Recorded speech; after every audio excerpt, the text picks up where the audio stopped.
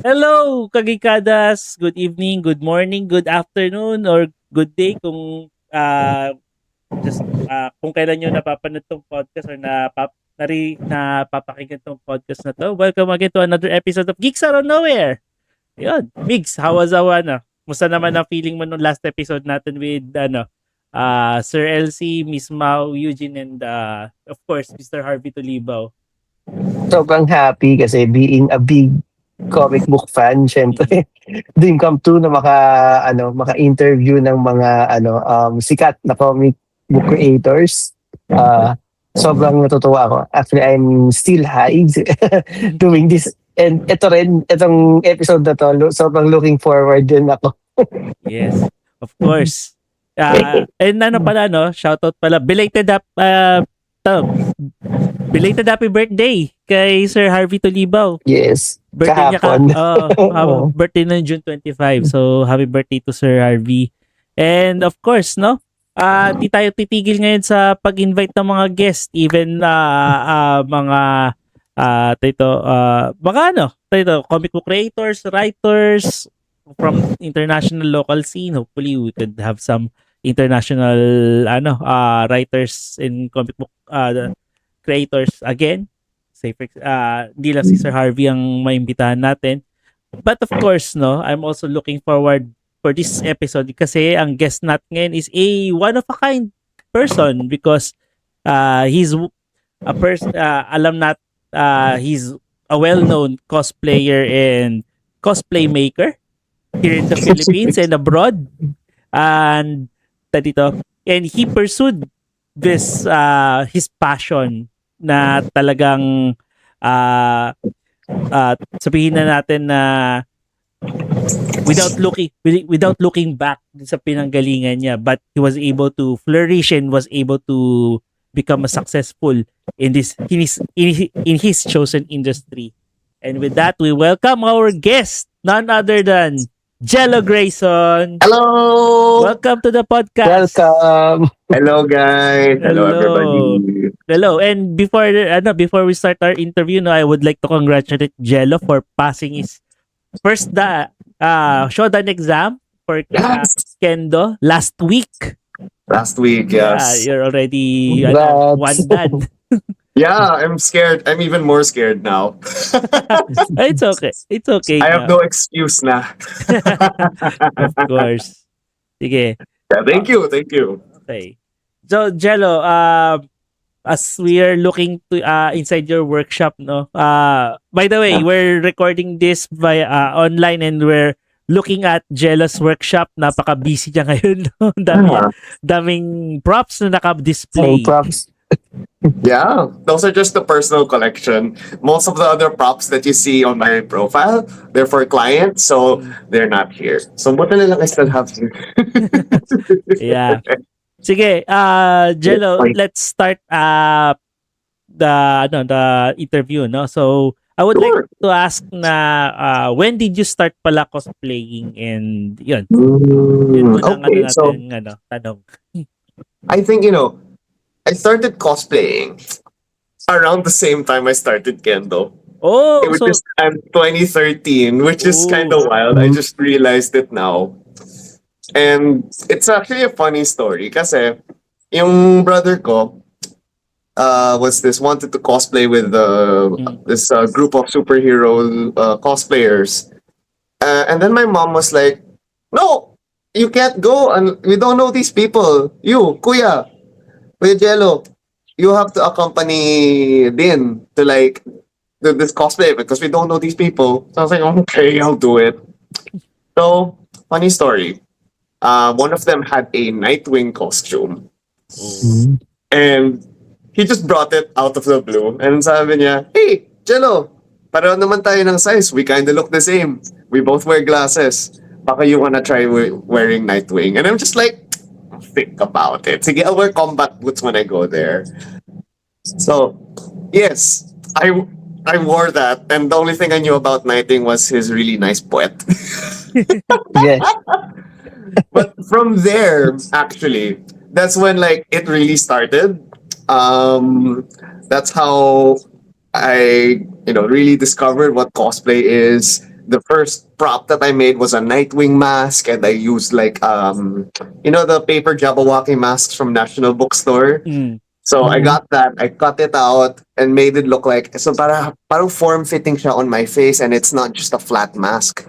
So that was just one of the first few props that I made. But because of that, because I chaperoned my brother, and because being a good brother, nagdan ako nag-start ng cosplay. It's just so funny. Yes. Ayun. That's the ano na, that's history na kumbaga. That's Diba? history. Oh my god, And so many other things happened. Like this, yeah. accidentally pala sa simula, and then Yeah. eventually it grew. Yeah, exactly. But funny thing is, before cosplay, I used to do. Well, I still do this, but I make scale models. Mm. So, painting scale models, assembling it. I found that making props is exactly the same. It's just a bit more work, especially because you have to fabricate everything yourself. You don't have a model kit na eh. So you have to make it all one-to-one scale also. So the funny thing I realized is the skills from scale modeling and, gunpla making overlaps talaga with some, painting, like the concept of using specific paints like enamels and acrylics and then lacquers. That all comes together in a nice cosplay ribbon. It's just one-to-one scale na siya, which is, I don't know, I feel it's cool. Nice. Actually, though, we're both having, we also have similar experiences when it comes to skill modeling because, Yeah, di ba, Bigs, pareho rin naman tayong, we're also building Gun Plus din. exactly. Yes. Yeah. Oo. Yeah, you Pero, guys- yeah. Mm-mm. Pero si Miguel more on snap build talaga. Oo. Ah, it's still fun. I just Mm-mm. love how, like snap builds, gunpla, especially gunpla, Mm. is they're just engineered so well that you don't have to like, kasi with scale models, you have to stress about hiding the seams and this and that. Mm. Ito kasi it's engineered in such a way that the seams are hidden. Mm. And I'm just like, Yes. di ba? There's like Sobrang certain nakaka-amaze sa gunpla yun. di ba? Yep. Yeah. Mm-mm. And it already looks good without paint. So like, yun. You can just do simple panel lining, then that's it. Di ba? Diba? Yeah. Okay. We're in the same hobby. Yep. Okay, Migs, your turn. Yes. Yes. Yun nga, since nabanggit niya na favorite niya si Nightwing, so I'm assuming na nakuha niya yung Grayson part, it's because of Dick Grayson. It's exactly it, actually. Yeah. By the way, yun din, si Dick Grayson is one of my favorite DC Yeah. characters as well. Lalo na nung tinake up niya yung mantle ni Batman nung time Batman! na wala si Bruce Wayne. Yeah! Akala nila namatay. So, sobrang Oo. na-enjoy ko yung run na yun. Same. I love a Twinkie Batman who smiles. Though hindi siya kasing let's say meticulous or No. kasing galing na detective ni Bruce Wayne, but he's more relatable nung naging Batman siya. Yeah, that's true. And I feel like he's more on his feet when it comes to like improvising. No, Yes. I'm just like It's like I see that all the time in my work and in my music also because I play the flute. I play jazz. So Yeah. improvisation. Oo nga pala, dito, aside from being a cosplayer, cosplay maker, you're also a part of a band. Yeah. I forgot. It's Yes. okay. Yeah, It's but- fine. I do so many things. Kanina lang I just came from figure skating naman. So I'm like, there's so much happening. you have a lot of things on your plate. Okay, cosplay pays for it all. Nice. Especially Kendo. Oh, Diba? yeah. Yes. Yeah. Importante. Curious ako sa yung Yes. back nung 2013. Nawala si Miguel. Nangyari. Wala. Hello? Migs. Hello, Mig. Hello po. Okay lang. Oh I no. will Sige lang. Ayan, hello Oh, Migs. sorry. I think You're nawala kami ng content. Yes, Yun. you're back. Yeah. Yung question ko pala Yes. back in 2013, ano yung pinakaunang convention na inatinan nyo na nag-cosplay ka ng Nightwing? Yeah. Mm-mm. It was ToyCon. I Uy, believe. ToyCon. In Sa- Mega Mall. Mega Ball. Mega oh. Mall. Mm-mm. Yes, Mega Mall Toy Con, and it was so I don't know. I think, yeah, it was June nga around Yes. that time. I think if I remember correctly. Andun din ako during that time, Oh, 2013. Yeah, if you remember Justice PH, that's the group Yes, we were with.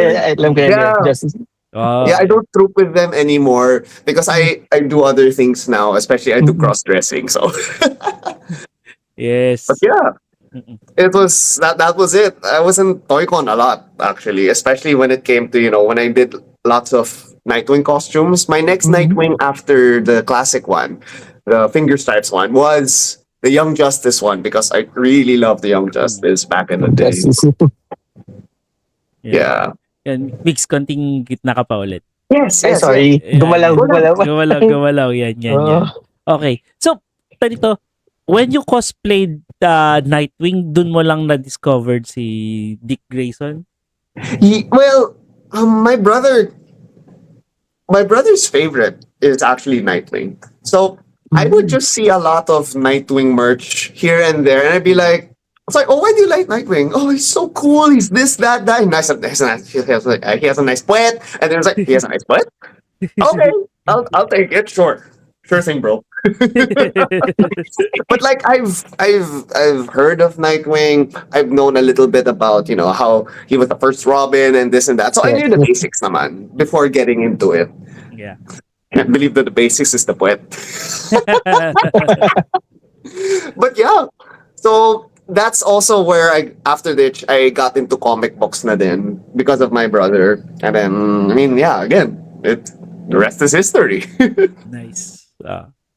So, ano no? Ito. From that, Mhm.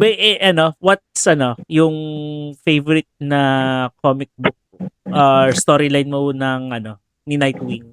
Ni For Nightwing. Nightwing, Mm. you know, it's hard to say because it's also been a long time. I stopped reading comic books around 2019-ish. But if I remember correctly, shit, I forgot the name of that because I had it. Let me try to remember. Okay. Sige. Balikan na lang natin 'yan. Yeah. Oo. I was like, was it Death in the Family? Yeah, that was a lot of pain, but it was good pain. Would that, yung ba yung kalaban nila si Joker? Yeah. Oh, and then I was just like, what do you mean you're gonna take a crowbar to Jason again? Yes, sa New 52 yun. Yeah, the new 52 one. Yeah, I cosplayed din Robin's new 52 look also. Like the Dick Grayson Robin where it was like nice and sleek looking. But yeah. Yeah. Okay. So, before cosplaying pala, before you became a full-time cosplay, maker, what was your job pala and what So made you decide What made you to decide? pursue okay. So full-time cosplay building? so what happened was I was very active with this cosplay thing, diba? And throughout all that, I was a business development officer in a migration consultancy and law firm, Wow. which is so different from what I do now. Not to mention, that's also very different from my course. Okay, I wouldn't say super different, but I was a hotel and restaurant management graduate. So generally, you'd go to a hotel or a restaurant right after. Yes. I mean, we'd had some tourism and some international relations in our courses, if I remember correctly. So I guess that kind of melds into that migration consultancy. But one of the reasons they hired me that was because I put cosplay in my resume.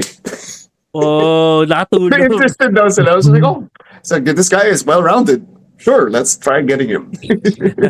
So that's how it started. But 2 years into my office job, I was like taking in commissions now from just a few close friends because I didn't want it to take over my. I mean, I didn't because like I still had a day job. I didn't want it to be like super.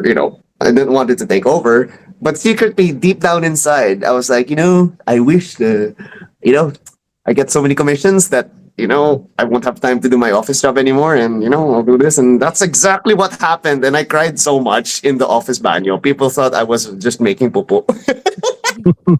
So ganun nangyari.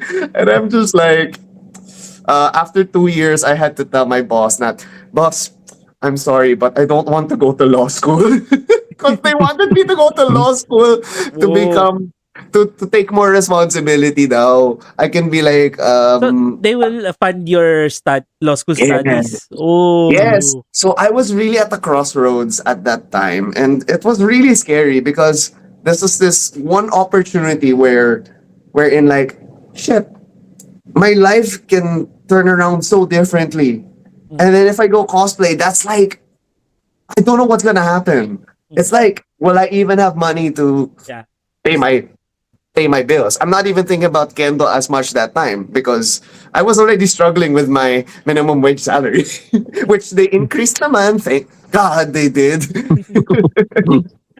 But like, I was like, shit, how am I even gonna afford the bills and all that? So slowly I realized na parang, this can actually work. This might actually work.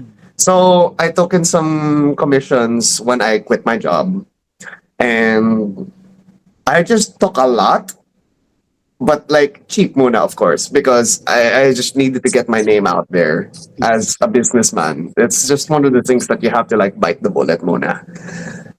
And then, slowly, I think the kind of work that I was doing, like the kind of quality and customer service, HRM, Yeah. customer service I was giving to my clients was a lot better than most. Like I didn't miss a deadline. I would always Wow. I would always show them progress on time. Wow. And honestly, until now, I think one of the biggest issues with cosplay MTO shops or the made to order shops is that they don't update us often. So it's like, well, I'm gonna diversify. I'm gonna do a better job than everyone else. But you're a one man army kumbaga. Well, if you consider my 3D printers at the back as my men, then no, I'm a three-man army. Nice. Nice, nice. No, it's just me. And sometimes I do hire casual workers, which is basically just some of my cosplay friends, to do some of the sanding. Honestly, I might soon because I have to finish a few trophies for a gaming event, which I cannot talk about just yet. But Mm. you'll know soon. Pwede mag-volunteer. Pwede volunteer. Sige! Oh my God. Just be nice to me during GK ko. Of course, of course. Give me the ipon. I'm kidding. No. Okay. No. Be hard on me para I know I learn actually. Kidding. Kamig, do you have any follow-up questions pa Yes. ulit? Yeah. Besides Nightwing, Yes. sino yung second favorite mong i-cosplay? Oh my God. So, I cosplayed Ang dami mo na this palang one character. kinosplay. Yeah, Dami mo na. namin na po. I cosplayed this one character. Her name is Pura from The Legend of Zelda. Mm. Tears of the Kingdom. So that's my favorite because my partner, they were the ones who made the costume for me. Mm. And literally, oh my God, it's the best costume I've had because of her shape. Because like, Pura kasi, she's like a scientist. Mm. And her personality is very, very sexy, very cool, kind of tita with lots of money. And I really love that energy. And my partner actually made that costume out of bed sheets from their house. Wow. Cool, no? Kasi Nice. they also do commissions for costumes and this and that. And so like this Pura character, tawag dito, yun nga, she's a scientist, and somehow she's also an inventor, and I kind of feel like, oh, this is just like what I do. I make things and I make things. I feel science. I feel like an engineer, but I'm really not. And I think that's why I love this character so much. And oh my God, can I show you the wig? It's Okay. so cool. Go. It's just Sige. Nakikita muna natin yung workshop ni Yung Gelo. yung machine. Yung Oh. machine, saka yung Oh ano yeah, you can see niya, the machine at the tools back. niya. Yes, Nag-work yes. sila. So they are my slaves. I mean, my workers. At least sila nagreklamo. Hindi nga, except when it's my fault. My fault being I loaded the filament wrong or the model was bad. It always goes back to me. Okay. So I can't blame anyone but myself. Okay. Yeah. This is the wig. Oh, my brother Ooh, made this. Wow. nice, nice. Galing, no? Mm-mm. And then I 3D modeled this, and this has lights. Wow. Woo. Galing, no? And it's a pretty hefty wig. So it goes on like a hat. Wow. Galing, no? Galing. And it's literally a helmet, actually. So Oh. my brother, who does cosplay and is actually outside in the photo studio, Mm. shooting Arcane, Vi, and Caitlin with our friend. They're outside right now in the studio. Because outside my workshop, we also have a photo studio. Oh. So this is a whole this apartment is this whole apartment thingy is like a cosplay machine. Nice, nice. Ano, Mix? Parang gusto ko na magpagawa ng Shider costume. Kamen Rider. Oh, let's Kano go. Kamen Rider? Oh my God. Kamen Nag-cosplay Rider. si Jomar. Kamen One time. Rider. Yeah. Uy! Kabuto. Tara, 3D print natin. Madali lang yun. Nice, nice, nice. Nag-cosplay siya ng what was that Kamen Yes. Rider? Yes. Tojima. Yeah! Kojima. Si Oo. anime. Si Oh! anime. Yes. The new one. Ito. Yan. Yeah! So, it's funny because I reached out to the Cosplay PH organizers na, hey, can we do a kendo demo for this event? And then sabi ni Jomar, sige, mag-cosplay na rin ako. I cosplayed Yeah. also. So, Mm. nakita nila me as a girl. So, it's just like, Okay, sige. We're going there na pala. So, perfect. yeah, how from cosplaying male characters, how did you end up cosplaying female characters as well? Now So, doing crossplaying kumbaga. yes. What is technically what is crossplaying and how did you end up doing it? It's also a very funny story. Because, I mean, okay, it's funny to me. So, one time, there was this whole trend of, bago pa nga mag-AI and shit like that eh. Yeah. What happened was like, oh, see this girl version of yourself through Snapchat. And I'm just like, I have makeup.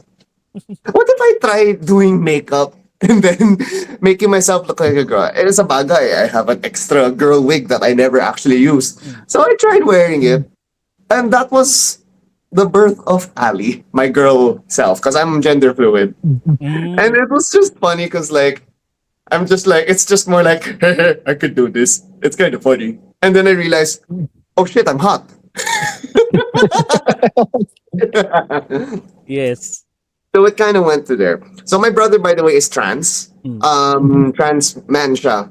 So all of the makeup stuff that they used to do, that he used to do, kind of just gave it to me. Oh. And then when I did my first crossplays, siya yung nag-makeup sa akin. And I'm just like, oh, thanks, bro.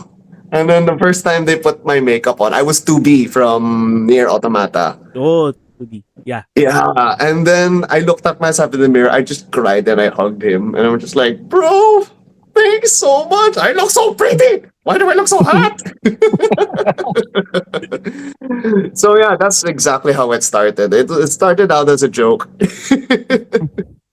But you found it very how did you find it now that you're doing crossplaying much more compared to doing So while I had male cosplay, character cosplaying. it's funny because when I did my male costumes like sila Nightwing, what else did I do?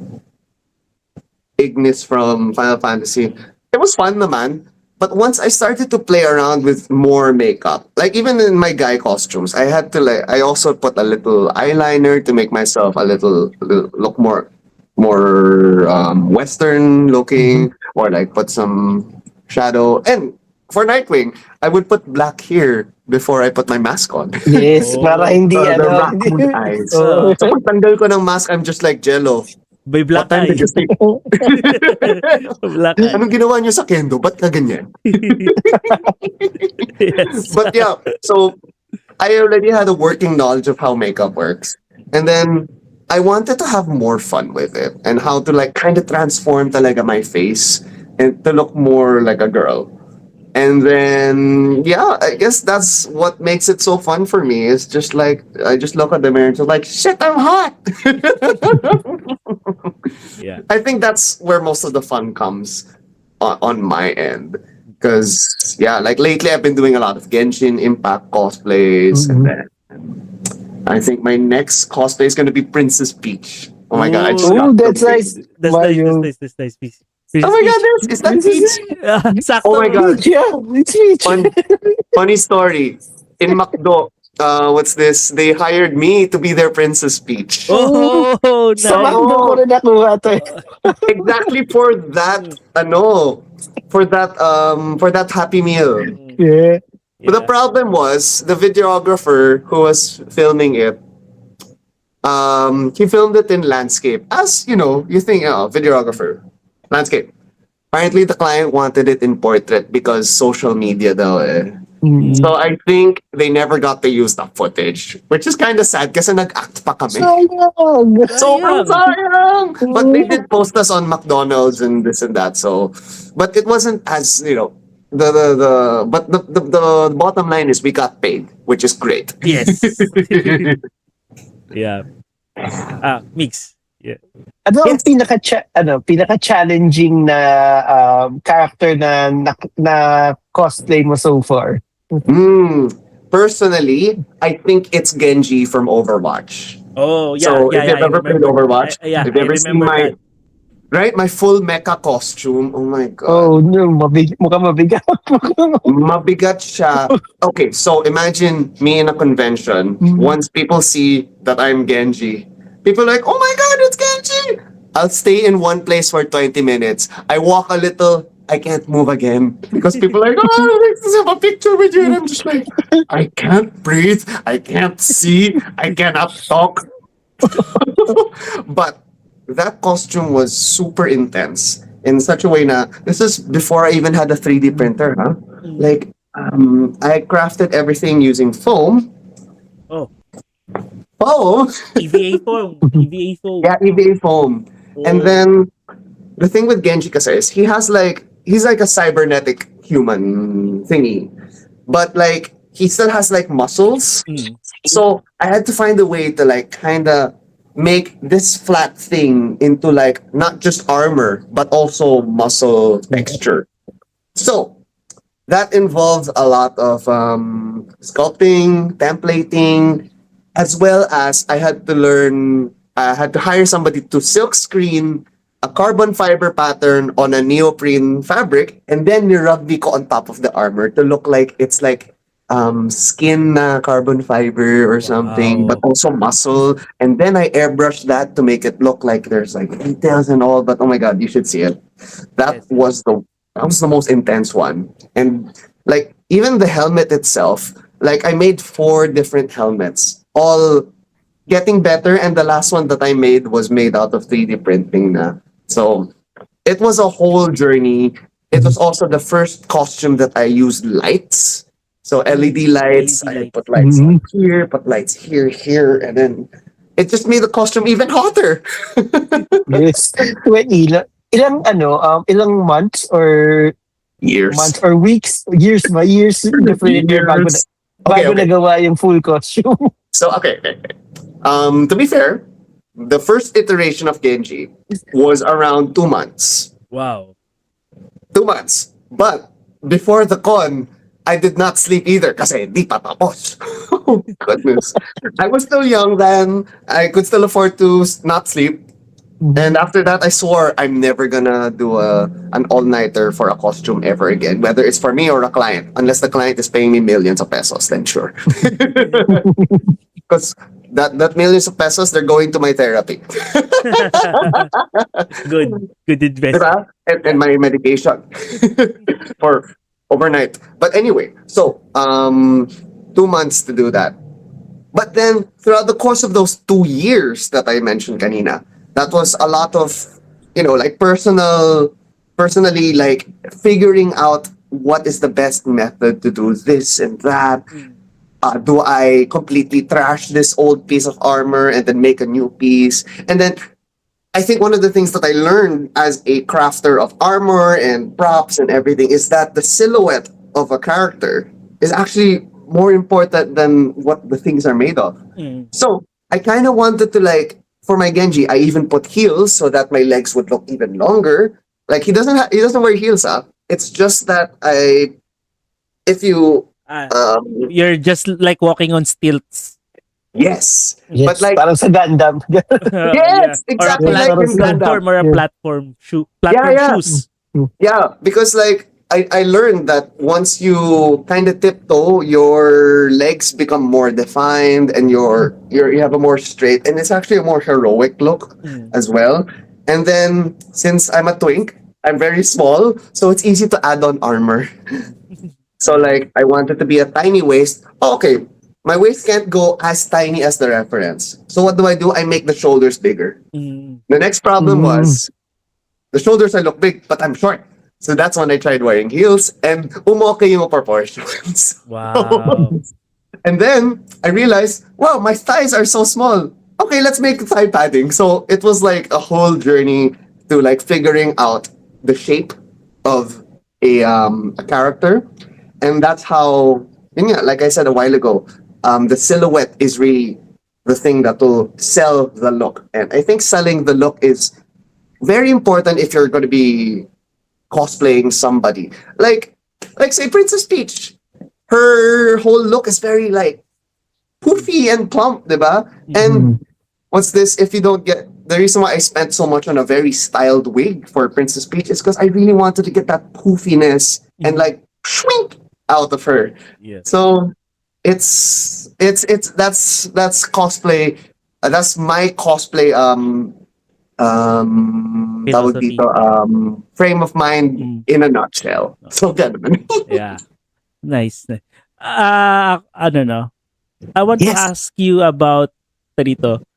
Now that you built a reputation of being Mm.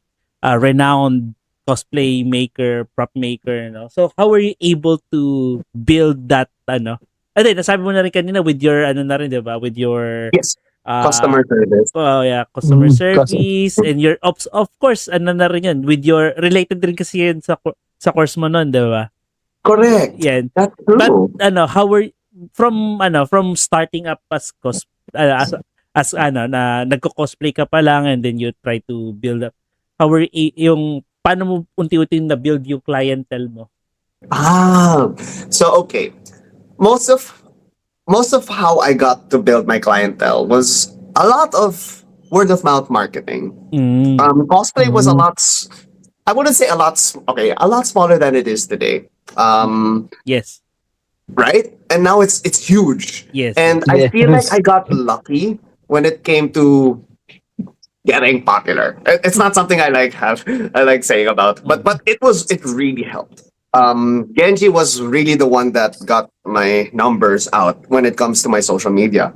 And a lot of it is really just word of mouth. Oh, did you know Jello does this and that and that? And then it just came together so perfectly, and I feel like I was just really lucky that the stars aligned that time. Now, with the stars aligning, I didn't want to like kind of waste this kind of opportunity. I want to make sure that going back to that customer service and being good to the clients and also showing my skill as a crafter. That was just the perfect storm in how the clientele was able to grow itself by word of mouth solely, which is kind of like it's hard to believe. I never paid for ads and this and that because my worry was I might have so many clients that I might not be able to track everybody down. And that's usually the problem of some of the MTO clients. They get so many clients and then they forget about one, they forget about another, and that's when the issues come out. And yeah, I'm just very scared that that will happen. So I only take clients that I can. Oh. So, but how many clients do you accommodate per month? I'd say around 10, 10? 10 10 clients? clients, small and big projects. So I Ah, use, okay. So you like, categorize din pala the project? yes, because sometimes I get work from, like, say, Riot. Like I had a For, job to make for what's this? Valorant ba yan? Yeah, for Valorant, yeah, Valorant. Oh, Riot, It right. was right. Yeah, and the fun part was it was a collab between Valorant and Arcane. Mm. So Mm. Arcane, Valorant had this special weapon. It was like the Fishbones version of Jinx's. It's Jinx's weapon, but it was like a Vandal or Mm. something.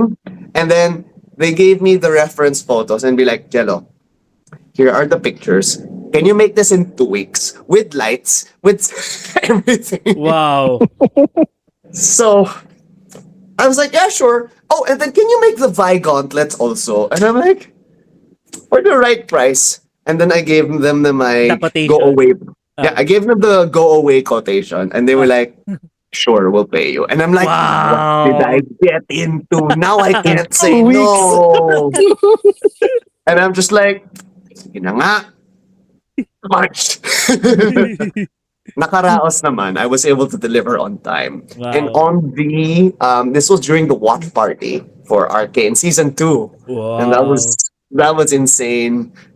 And it's so timely because my brother and their friend are Caitlin and Vi right now outside. So it's just like, oh, Wow. perfect. We're talking about Arcane. Ako parang ba naisip ko pang question. Yeah. Actually dito alam ko you also built another props for Call of Duty Mobile. Yeah. Oh my Yeah. god. So I worked. Nilalaro Yeah. natin yan, Migs. So, I was playing that. Usual, nung lalo nung pandemic, kami ni Oo. Jomar, madalas kami nag-Call of Duty. Code Medyo ko, M. oo. Yeah. That's so Tapos cool. ngayon, tinatry uli namin. Yeah.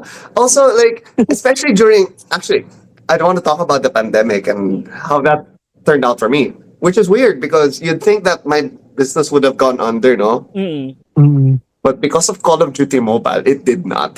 Yeah. Ang cool nga eh, because my first client in the pandemic was Alodia. Oh, Wow. that's Because nice. she needed a Call of Duty mobile outfit. If you search Alodia Call of Duty, Mm. that's it. That's the one we made Ooh. for her. Ah. And it was like, and it's funny because at that moment I declined. Should I say it?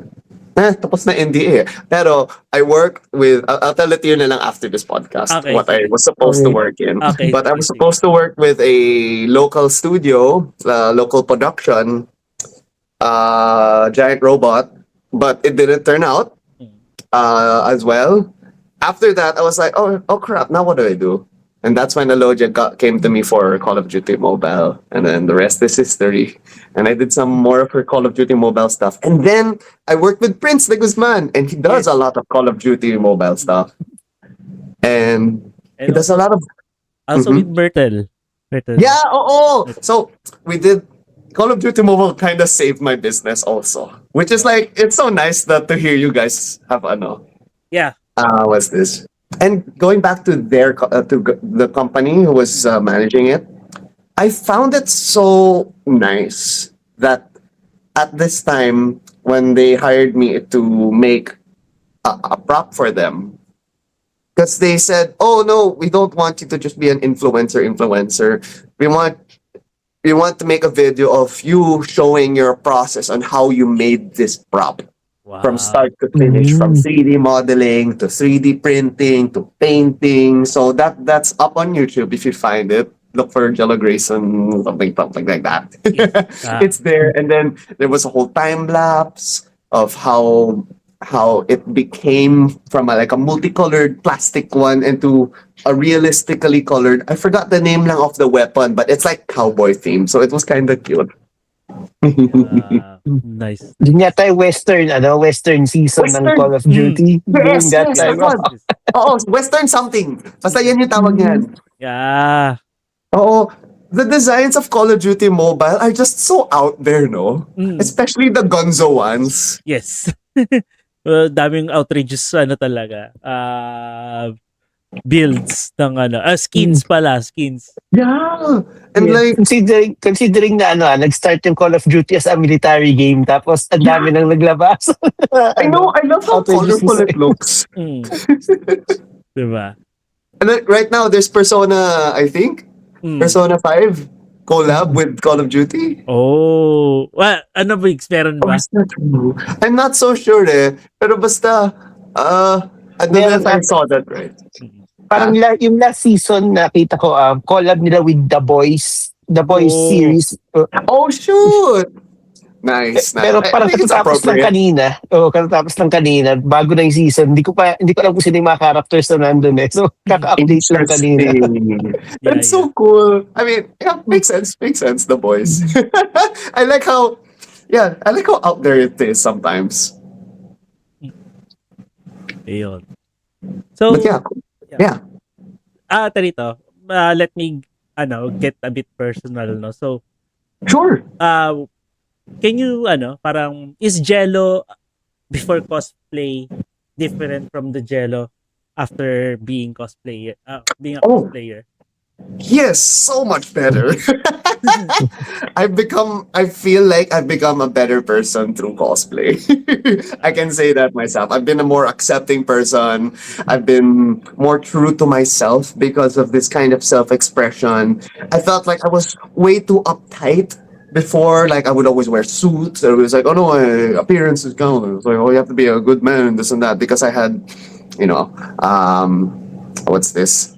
Yeah. I could have gone down the wrong rabbit hole. And thankfully, because of cosplay, I've been, a better I can confidently say that, yes. That I think I've been a better person because of cosplay. And a better artist, and I think, a more curious person. And I think that's very important.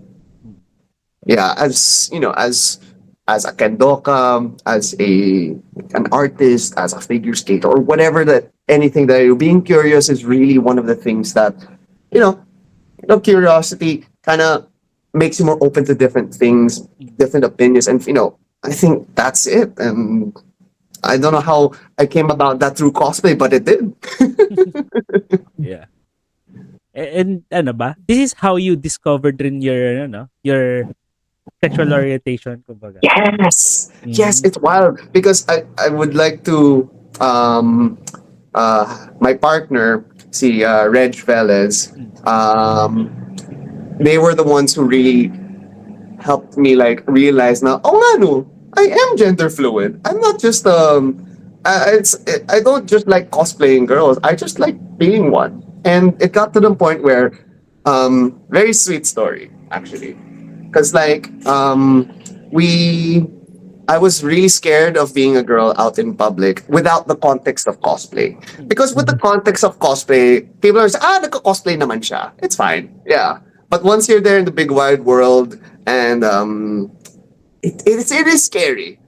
So what we did was, okay, Valentine's, let's have a picnic at the park of our village. And then we just bought some cupcakes and then we had some fun. We were cuddling with the local cat. And then we were wearing really pretty outfits.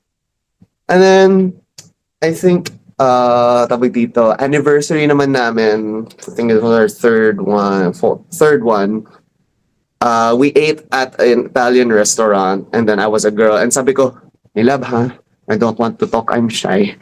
Ikaw na magpa-order sa akin. Pero it's funny because in the dynamic, ganun kami. I'm just like, you know how like, what's this? I'm the more like, it's weird. I'm the more shy and reserved one. I'm shy to ask for my order and it's like, Milab, can you order for me? I'm shy. Siya yung rough and tough. It's like Princess Peach ako, tapos siya si Daisy. Daisy is like the rough tomboy. Ganun yung partner ko. So, yun. So, slowly, it was an Italian restaurant na parang hindi siya nasa mall. So, it was still kind of controlled situation. But then like, suddenly, we went to cons together as me as Ali, and then parang, this is nice. This is Reg was the one who gave me the courage to actually, become myself as well. Because it's both Jello, it's both Ali. I'm one and the same. I don't have two different personalities. I'm just hot and pogy. Same time, same time. At the Yeah. same time, Yeah, boy, you gotta be confident. Okay. so Mix, that's ay, sorry. So, go. yeah, so that's the whole gender affirming journey for me, and so far I've been doing great, and honestly my mental health has been the best it has ever been in years. So that's good to hear. yeah, Good to it's a hear. rare in this day and age, my god, no. So again, I just like to say I'm just lucky where I am. I have a supportive family also with my gender preference as well. So I mean, we have a very gay household. It's fine. Yeah. Yes po. Mix, follow. Yeah, Follow. for me, Sure. yeah, it's really happy to hear yung mga stories like this na Yeah. Mm, you're following your passion, your hobbies, and even you do that for a living. Sobrang nakaka-inspire, and mm, Mm. yun, hindi lahat may chance magawa yung ganyan. So sobrang nakaka-happy, and sobrang yan sabi ko kanina nakaka-inspire nga. Pero yung sa dami yung na cosplay in the past years, siguro ito yung last question ko. Sino pa or anong character pa yung Oh. gusto mong ma-cosplay, or sabi natin holy grail na pwedeng gawin in the future? It's funny because it's kind of timely because I kind of realized that, oh nga no, recently, I was like, parang wala na akong masyadong goal na i-cosplay. Until my friend was just like, oh, I'm gonna cosplay Bayonetta. And I was like, I wanna cosplay Bayonetta. Oh, nga no! Shucks! Bayonetta. So, Nice. I wanna do Bayonetta 1. Mm. Her mataas na hair and this. Ah. But I also want to do the Bayonetta 3 version because it looks more, it's a nice frilly dress. It's more Ali, you know. But like, yeah, because I worked on a Bayonetta commission before, and I made 4 of her guns. And the guns that go on her shoes pa, di ba? Yes. So I designed a whole system that you can grab your foot and then you can just do that to the guns and then wild talaga. So my Wow. client was super happy. Dito din siya nag-photoshoot. So I was just like, yeah, girl. And then, Hello. so Bayonetta, yeah. I just Sorry. love. Yes. Pwede pakiulit na naputol pala ako bigla. Oh, sure. Yung so part na yung nagsushoot nagsushoot na yung yeah, my client. Yeah, si Yeah. client.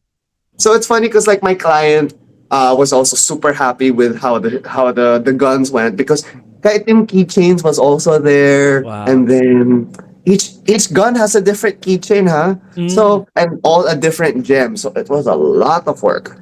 And then nag-shoot sila dito and I was like, you know what? Parang gusto ko din. I just love how strong a female character she is. And like, even when I cross-dress, kita pa rin yung kendo muscles ko eh.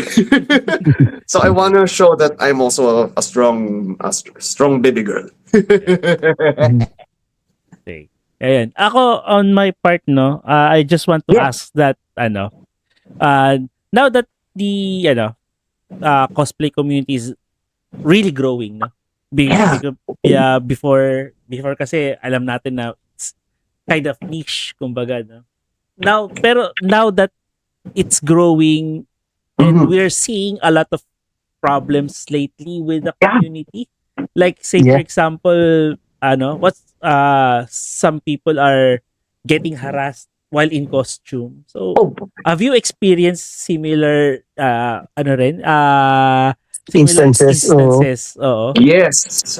As a guy and as a girl, which is so sucky.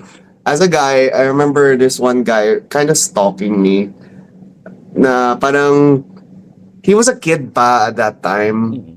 And it's funny because yung dad niya, I actually went to the park in my kendo out in my bogu because in-invite ako ng mga fight saber people to join them. And I was like, can I go there in my kendo armor?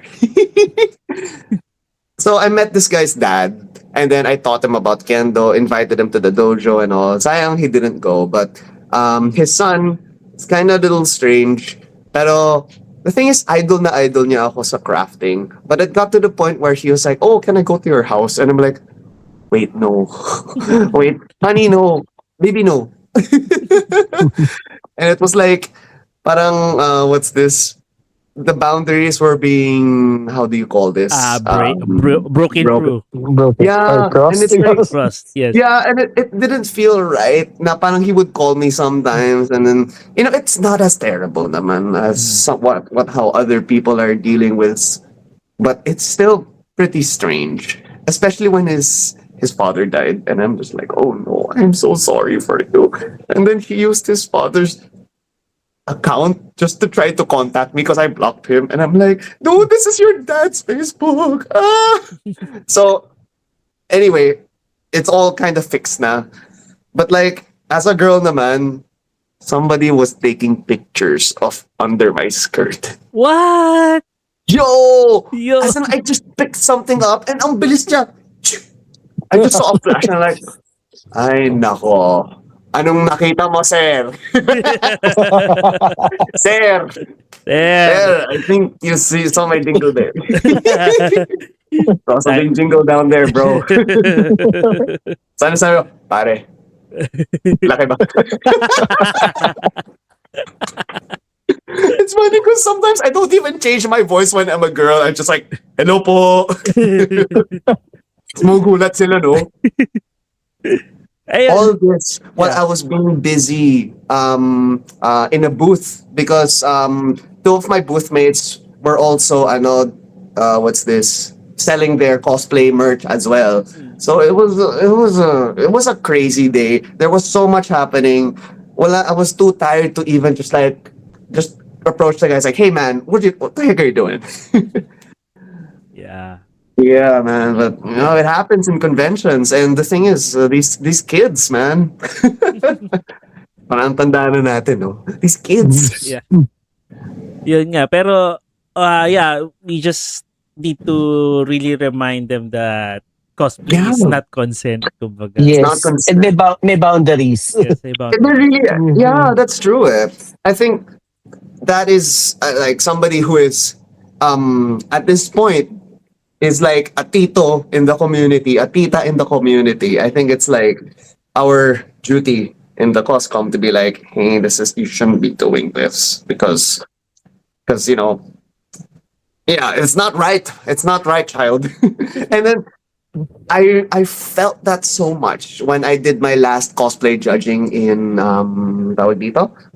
In cosplay camp in Festival Mall. Or Because Alaba. when I looked at all of the cosplayers there, my God, high school ka parang. What? And then some of them are like grade school, and then they're with their parents who Oh. are my age. So I'm just like, what? So I'm just like, so everyone's a child. And then I look at all the people who joined the cosplay contest. Wala na ako kilala dito. Oh my God, they're all babies. Did you went ba dun sa ThunderCon? Sa ToyCon? That's the thing. I Diba? wasn't able to go there. Yeah. I had kendo training kasi. Yeah, we did. Yeah. Yun nga, dito, a lot of people would be, a lot of thunders like us. Exactly. Kaya It was like the natin na perfect nandun. con for us eh. Because like, we will know what we're talking about. Yes. Shoutout na lang natin sila, no? Later on. Maybe sa next ThunderCon, if ever. Oo. Yeah! Oh my Maybe God! next I'll time. definitely want to go. Mm. Yeah, so ToyCon next year, ThunderCon, baka Yeah. Let's freaking go. Para Now, let's get Igaken. yes, let's get Ika. Kahit walang demo. Para. Second dojo. Or Sunday. Sunday. Sunday. Hindi, kasi parang Saturday sa tayo, na-schedule yung ThunderCon. Yeah, it was on a Saturday. Tama, Saturday, tama, yeah. tama. Apa ba? Siguro, ato. Yun, second to the last question ko na lang, no? Sure. So, have you, dito, are you also familiar din na there's also a cross-playing, genre rin in Japan? Oh, I mean, I always knew that crossplay existed in Japan to a certain extent. But I remember seeing this one article about this 40-year-old father who has a child, and then sobrang girly yung face niya, and then she's just like, and then the headline is this 40-year-old father is with his daughter, and then people are like, what do you mean that's the father? But are you also dreaming of doing cross-playing in Japan? I thought about it. Like, I would just go there as Ali, and then I'm just like, I think I'll only go if I go with my partner. I'm scared. I think yeah, you should do that kasi para at least one bucket list of your check Yeah, for one sure. thing out of your bucket list. Exactly, in Japan. Because, like, I already did Kendo in Japan. So, I'll do this naman in Japan. Yes, so, we'll do other yes. things. And siguro last, have you watched na My Dress Up Darling? I've watched a few episodes with my partner. And yes, I remember one of them. One of the characters there is a cross-dresser. Yes. And my partner's just like, oh my god, Gelo, it's you! Yes. It's just like, you're the same! And I was like, you're so right! I love it. Yeah. I haven't watched more of the episodes, but like, I'm sure you know a little bit more about what happened there, no? Yep.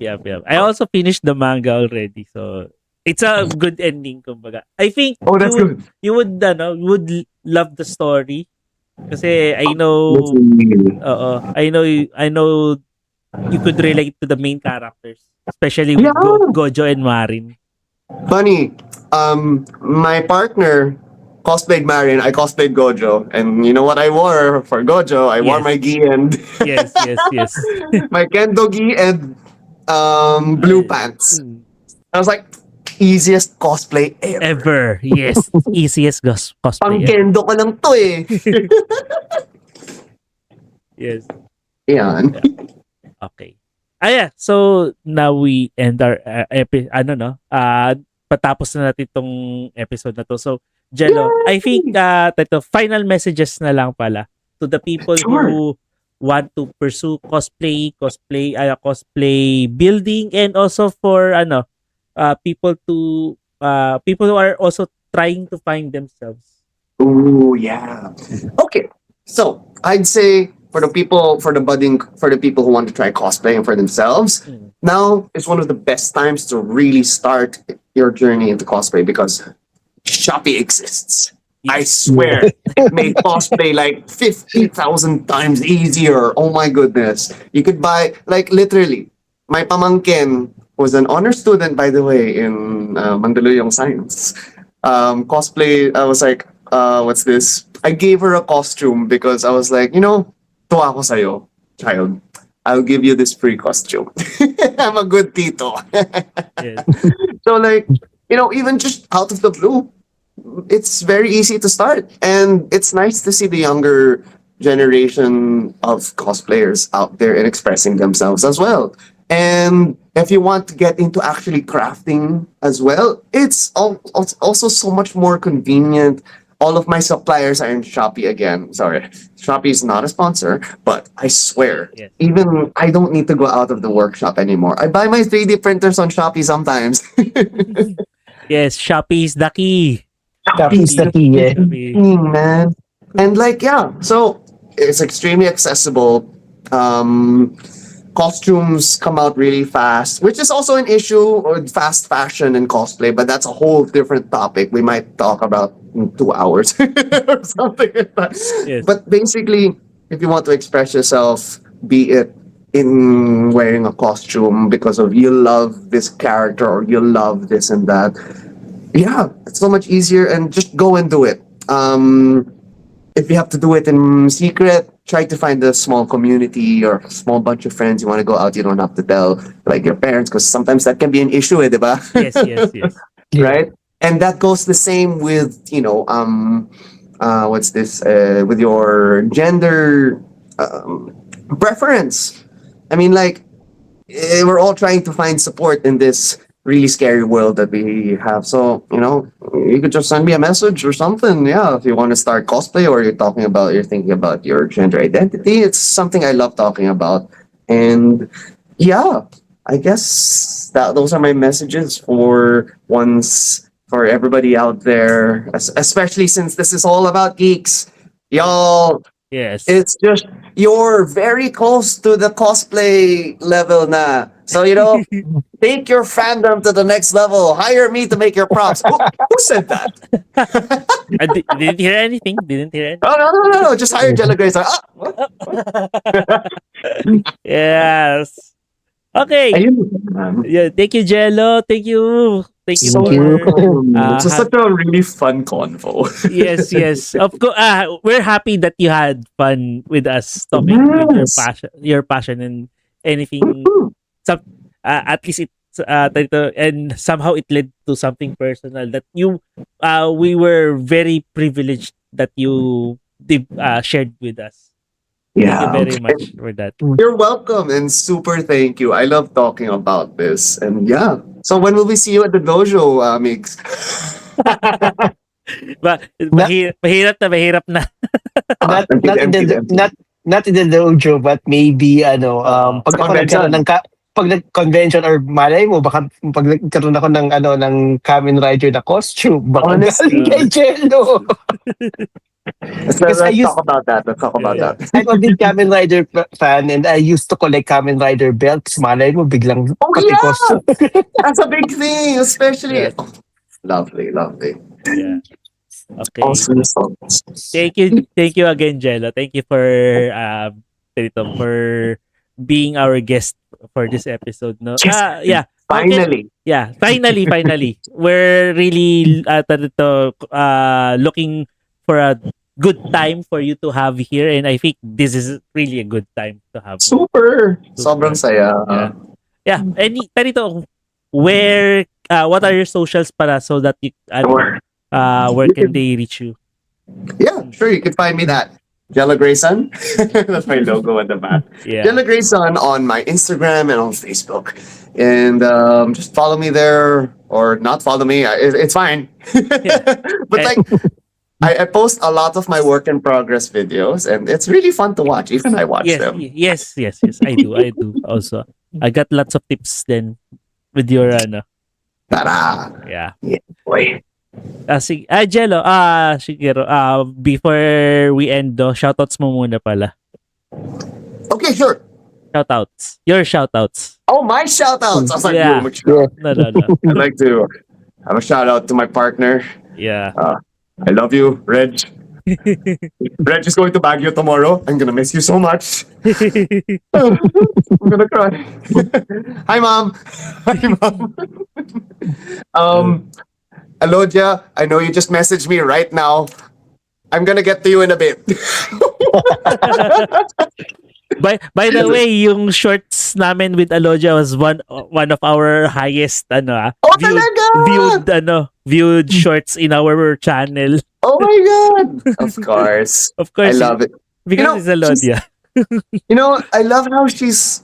Sorry, side story. She's still like, despite her being like a mom now and Yeah. busy with the baby, she's still super creative when it comes to. She doesn't do cosplay now, but you know what she's doing? She's doing metalworking. Whoa. Ang cool. So her last outfit in ToyCon, that earpiece she had, she crafted that herself. I think she has her own kiln in her apartment. And Wow.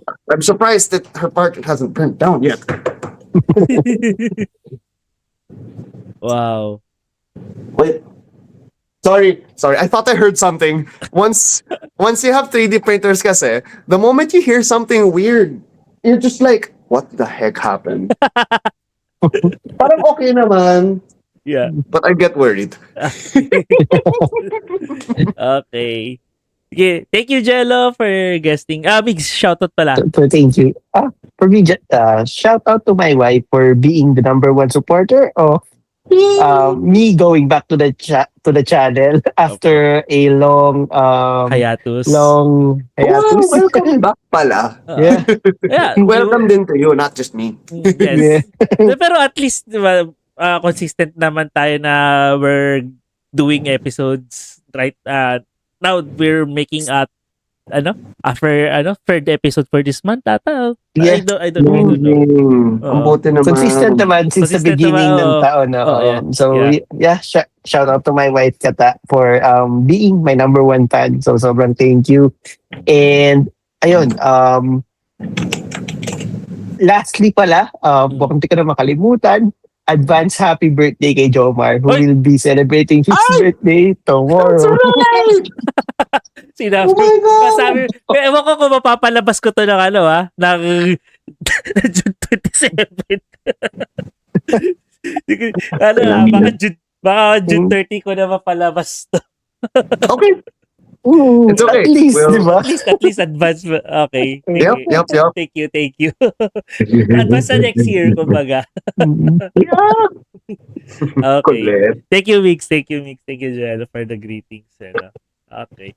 Yes. And of course, for me, my turn naman for the shoutouts. Shoutout also to my wife, Ice, who's also with me here right now. Ginagawa lang iba.